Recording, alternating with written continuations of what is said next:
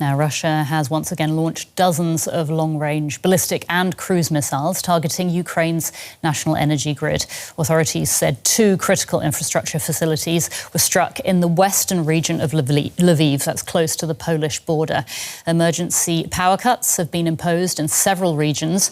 Kyiv also came under attack, with hundreds of residents taking shelter in underground metro stations across the capital.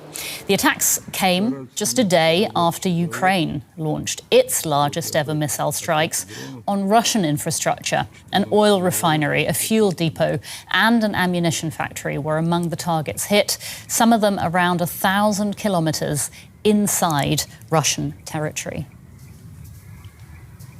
And we're going to take a closer look now at the use of longer-range weapons in this war with Anthony King, Director of the Strategy and Security Institute at the University of Exeter in England. Welcome to DW, Anthony. Can I start by asking, with longer-range missiles and drones, are they generally used? What are they generally used for in wars? Well, I mean, longer-range missiles have been used for a long time in terms of precision strike on military targets and also critical national infrastructure. And since the summer of 2022, we've seen both, well, initially Russia and then Ukraine using missiles and/or drones to target such facilities in either country. So the usage in the war is entirely conventional and long-standing. Now, thanks to Western military aid and the expansion of its own production, Ukraine does now also possess longer-range weapons. How has this fact changed the war? Well, it's significant. I mean, President Zelenskyy and the Ukrainian armed forces have been calling for these longer-range missiles, the American-US ATACMS system and also the British Storm Shadow, and in fact the German Taurus system, but the German government has not allowed the release of those weapons. So they've been calling for them since 2022, and finally were allowed to use them from this autumn. And it's made some difference. The Ukraine has been able to target command posts, logistic hubs, and now we see in this attack, the attack yesterday, critical national infrastructure which supports that military effort. So it's had some effect on military operations. It's made it more difficult for the Russians. It's retarded their operations. It's meant that they've had to be more careful with their command posts, more careful with their logistics supply systems. They've had to disperse them. I would argue it's not been remotely decisive, and we can see that quite clearly because the ATACMS and the Storm Shadow were provided in the autumn, and the Russian winter offensive has rumbled on, not very successfully, but it has rumbled on and pressurized Ukrainian forces. So I would say important, significant, but not decisive. Can we talk about the balance of power here? I mean, is the Ukrainian longer-range arsenal on a par with the Russian one? Well, it's difficult to say with publicly available information absolutely definitively. Now the Ukrainians have got ATACMS, the US Army missile system, and Storm Shadow. I think there is broad parity. I think the Russians still have a little bit of an advantage in terms of the number and the range of their capability. They've got 3 or 4 types of longer-range ballistic missile, which has a longer range and a little bit of a bigger warhead than Storm Shadow and the ATACMS. And in particular, you'll remember in November last year, the Russians used a hypersonic missile on Dnipro, an Oreshnik hypersonic missile, or close to hypersonic missile, and that is of a different league. But generally, I'd say there's now, especially once you take into account the Ukrainian drone arsenal, which is very effective and played an important role yesterday, broad parity with the Russians, perhaps with a little bit of advantage, but a parity that's not going to make a difference in terms of the outcome of the war, probably either way. Can I ask you about these attacks on a country's energy infrastructure? Do they violate the laws of war? Well, the answer to that question, it depends. So in case of the Russian attacks on Ukrainian critical infrastructure, you'd absolutely say that was in breach of the laws of armed conflict, because the war itself is an illegal war. So any act that takes place under it is potentially an illegal act. Now, in terms of the Ukrainian strikes on Russia, without us having the benefit of all of the legal documents, I would suggest these would be justifiable under the laws of armed conflict. Why? Because under the laws of armed conflict, one can retaliate, and under the Geneva Conventions, etc., you can retaliate to an invasion of this type, an illegal invasion.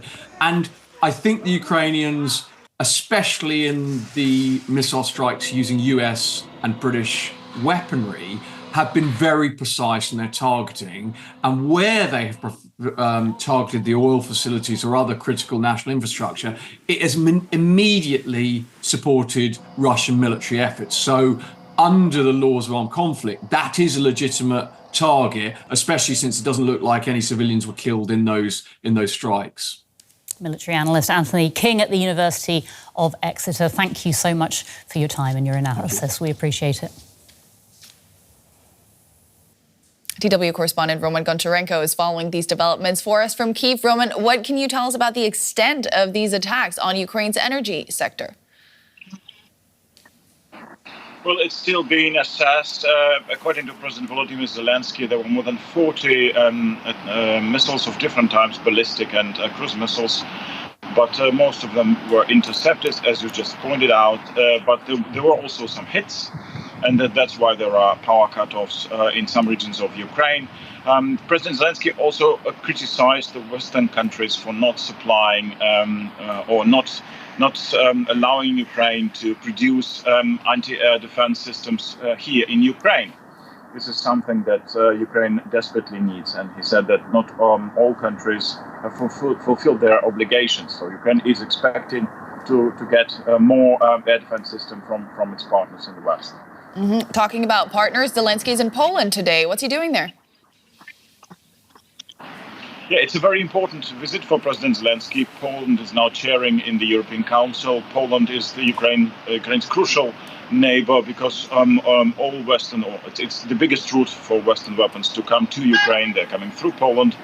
There were some tensions between Kyiv and Warsaw in the past because of historical disputes. Now, Ukraine has given green light for Polish scientists to do some exhumations in Western Ukraine from the Second World War.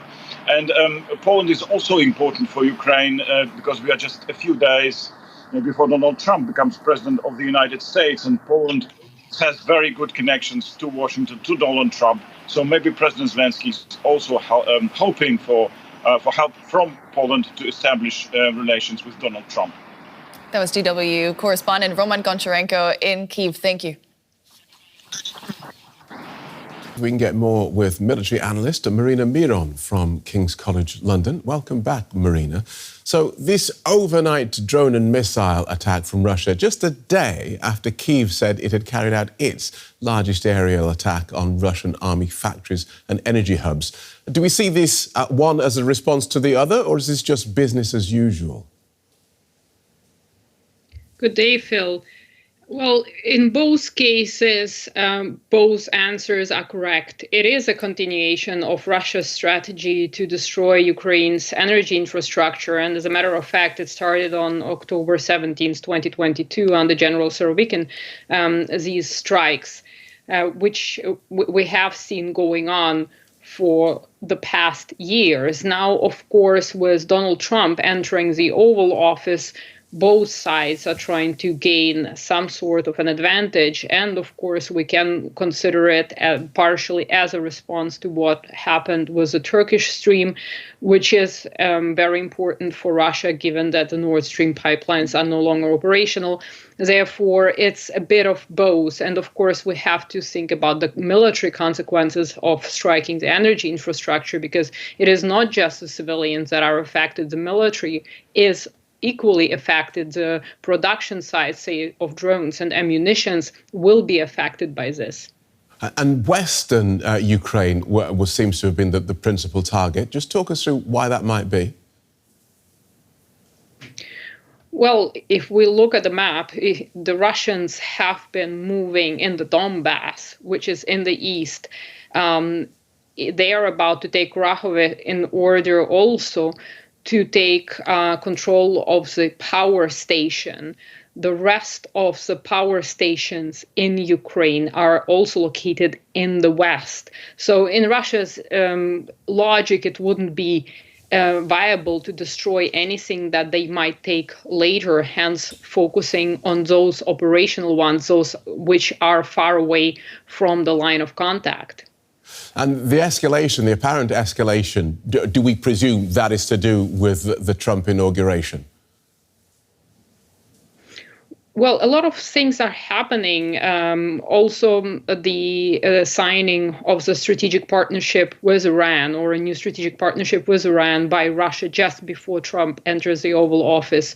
The Ukrainian attempt at a counteroffensive in the Kursk region. Now the Ukrainian long-range strikes, including the Turkish Stream. So each side is trying their best to position themselves and to prepare for what is to come when Trump enters the Oval Office. So we see an intensification of activities on the battlefield and well beyond the battlefield, and also in the political sphere. Thanks, as ever, Marina, military analyst Marina Miron. Thank you for having me.